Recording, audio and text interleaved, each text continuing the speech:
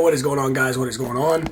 Today was a day that I bought a 250K Tradovate account just because of how cheap it was. It was only $18, so I couldn't miss out on that opportunity. So far, we've got that account up almost 3K or a little over 3K. I'll tell you right now. That account is at, the profit target is 15K. So we got to take it from 250 to 275. And then the drawdown is 6,500. So, as I told you, there was a likelihood that I would get them again. They ended up running what's called a 90% special, which hence the name, 90% off. It's obviously much more than that. Normally I do the 300K ones, but this one was so cheap, $18, that I was like, well, let me just grab one. So anyway, we're at 253.2, so we made 32.50 today, 32.50.60, and 60 cents, I mean, to be exact. We jumped in some NQ plays, jumped in some YM as well, which is just Dow. So I'm looking more predominantly on the Dow just because I feel more comfortable and I've seen that chart set up a lot more times.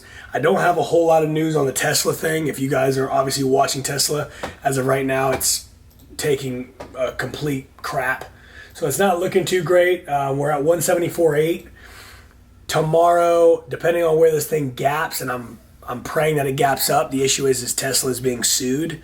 So I only glimpsed over the the headlines and stuff like that, but obviously that didn't do any positive push for Tesla's overall stock. Obviously, when the news came out, what was that, Tuesday? I mean, we just completely tanked. I mean, it just went straight down. Wednesday, which was yesterday, we recouped a little bit today. This was like, I don't know. So anyway, the point is we're consolidating. I'm hoping it gaps up to somewhere between 175, and if we get a nice bullish push, if we get some positive news that comes out, let's see if we have anything on the calendar on Forex Factory that's coming out tomorrow. No, it's a clear day. So that can mean a couple things. It could also be just a smooth day for Tesla to move to the upside. Again, on the Webull side of things, on options. It also could mean it just kind of ranges. It just stays in this consolidation period and just takes people's money. It's the end of the week. Fridays are usually, it all depends on the asset class in the market. So I'm not going to sit here and go, Fridays are never good. But again, that's all to each his own, right? It could be great for somebody. Fridays I make a lot of money. Or Fridays is not a great day. Or some people just take it off completely. Or they take off, Mondays and Fridays like they just do Tuesday, Wednesday, Thursday, or whatever. So that's a preference thing. I'm not telling you guys, what to do, whatever. Just wanted to give you an update. Today there was no training today, no workouts, I should say. I kind of let the body rest, just kind of listening to my body a little bit this morning. Needed to rest up. Might have like a little, like a head cold or something like that, kind of a little stuffy. So I just wanted to make sure, okay, I was good and ready to rock and roll tomorrow. So Friday, end of the week, obviously knock out a sweet beef session. So we'll be in the weight room getting after it. So that will be that. Obviously, we'll trade away. We've got the Tradovate that's, up 3,200 right now. Need to take that to 15. Obviously, not necessarily tomorrow. We'll see what we can get play-wise. Hopefully, we can take that to, 305, 306. We'll see what the market gives us. That, to be fair, might be my issue. And again, this is a video log, as you know. So it's like I speak it and then I go, well, maybe that's my problem. I'm always looking for a number. And because I have a number in my mind, that's the issue. So I'm going to let the market come to me. The second thing I always say when I say that, the market, let it come to me, is the right thing to say, I know. I probably shouldn't be like, this is the profit target goal I want to hit. So let me just chill. Let's see. If it ranges, let's see if it pushes. If it does, I'm going to get into an opportunity. If it's not, I'm going to walk away from it. And then hopefully I'm disciplined enough to follow my own rules. Tesla, hopefully if it ends up gapping up to 175.50 or 176 flat and we get a nice push, I mean, this thing really needs to soar, almost to the point where news would be the thing that would take it to the upside. Or we get some nice positive just news reports that come out from Tesla that all the other BS is kind of pushed under the rug, and we are now on our way up. We will see. I never have doubt in Elon Musk. I don't know if that's a bad thing. I don't know if that's a good thing, but usually when there's a billionaire behind the company that you're trying to, I mean, we're talking about calls here. We're not talking about like, oh, I'm doing a call for the next 365 days. If I was out that far, I know we'd hit 182.50, no problem. But that's the call that I'm at. We're at 174.86 right now is where price is when the market closed today. So we're really not that close. We've got like $10 to go damn near. So that's quite the push. And again, news is what normally will get you to do something like that. So I just wanted to give you guys that quick review. Tradovate tomorrow, so we'll trade on that. Again, the YM, we'll trade NQ if we see some opportunities. I'm definitely realizing that although I caught some nice opportunities on NQ, and that pretty much padded most of my account today on the Tradovate side of thing in futures, it's also very much, there's landmines everywhere. You know what I'm saying? There's a lot of traps. There's so much liquidity. It moves so fast. The Dow is like a smidge slower, and really it's futures of US 30, and US 30 is a chart I know very well because that's where I started trading, because the first I ever started learning about trading was, Q Banks and stuff like that and these other guys. So I, initially jumped right onto that wave. But I watched it. I watched the tape for a long time. And so when I look at NQ, sometimes I shoot myself in the foot, or Tesla, or hence, right now I'm down on Tesla on options. It's like I need to trade the things that I know best. And so SPY can be correlative, right? It doesn't need to be exactly the same, but it's very similar to a US 30. Although that's SPX or S&P 500, you're talking about 500 companies versus 30, but they look very similar for the most part. US 30 is just the top 30 companies in the world.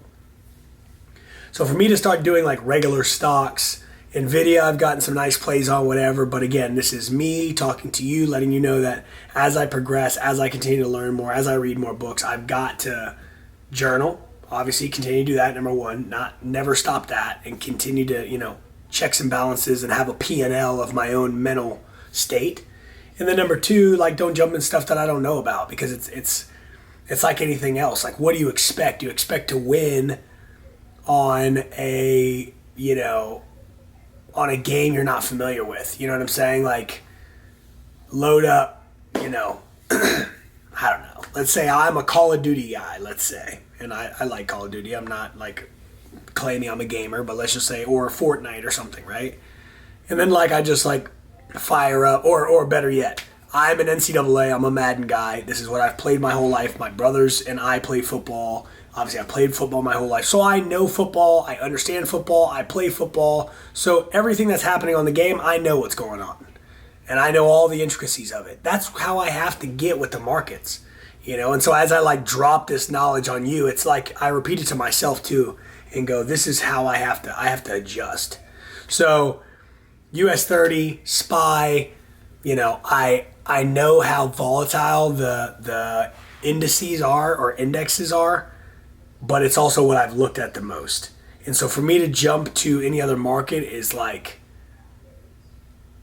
I'm setting myself up for failure a little bit. You know what I'm saying? So I'm in this Tesla one, I'm down, $100 or whatever it is, and it's like, hey, let's see if it fills. But at the end of the day, it's a self-fulfilling prophecy. It's like, what do you expect to happen? And so that's on me. That's also for me to know, like, okay, good to know. And when I look back at this video, I'm like, oh yeah, I'm glad you realized after doing, like, let's try Microsoft today. Let's try, like, I understand when you read, like, The Unknown Wizards, or you read Market Wizards, or you read, these different books with different experiences with these traders who are very versatile. But that, over time, is where the versatility comes. They're like, I can dabble in these things, and I understand it at a higher realm. It's like, I need to become proficient enough in a market, or two, and be like, this is all I look at. If there's not a move here, I don't trade. If there's a move here, but there isn't one here, I'm going to take that one, or vice versa, and be done with it. And I started it off like that very much because I used to just look at US 30. Then I started dabbling in gold. My boy Jeff, shout out to him, what I'm saying, my boy Oman, like they trade gold, and this is, these are things that I want to be able to get into and become more proficient into. And I've watched the tape, for a while on gold also. But still, become so good at it that it's like, oh, I've seen that. You know what I mean? Like, I don't freak out about that move. Oh, I've seen that. I've seen that before. We're good. Let me stay right here. You know, somebody who doesn't know very well is putting, 5.5 tick stops on US 30. If you know anything about US 30, you better give it way more than that 25 minimum, 20, 25, maybe 15, depending on your entries and depending on what your strategy is. Let me not say there may be people who are getting in, very efficiently with small, stops. I'm not going to sit here and go, what I'm saying is correct because I'm obviously trying to work on my proficiency in the market. However, what I've seen is the Dow can move very crazy, and so you have to give it room. That's all I have for today, guys. Just wanted to go over that. Definitely some self-reflecting to do. Definitely some more reading to do.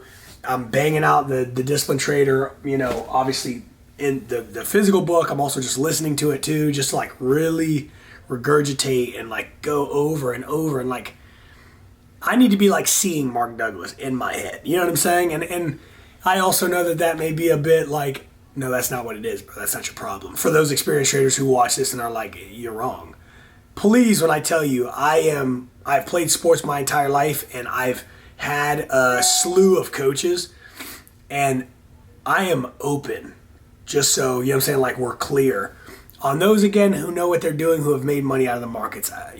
Respectfully, I don't need any more noise and just extra fluff for those who have not proven themselves in the market. However, I'm wide open.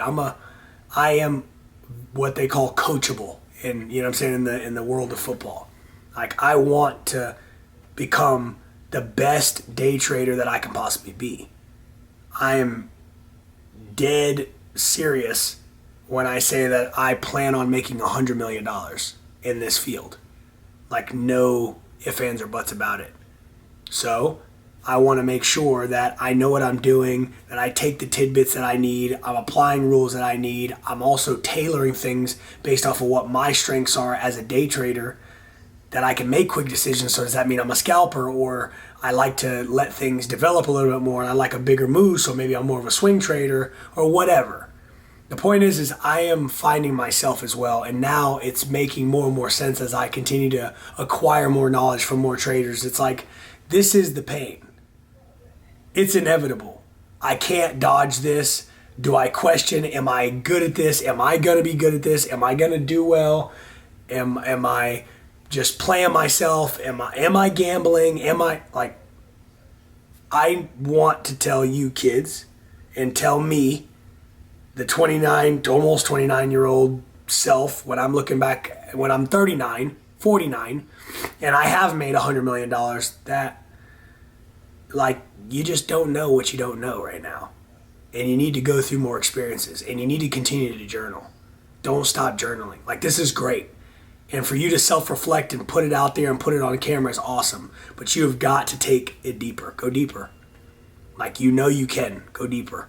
And yeah, it takes a little extra work. Go deeper.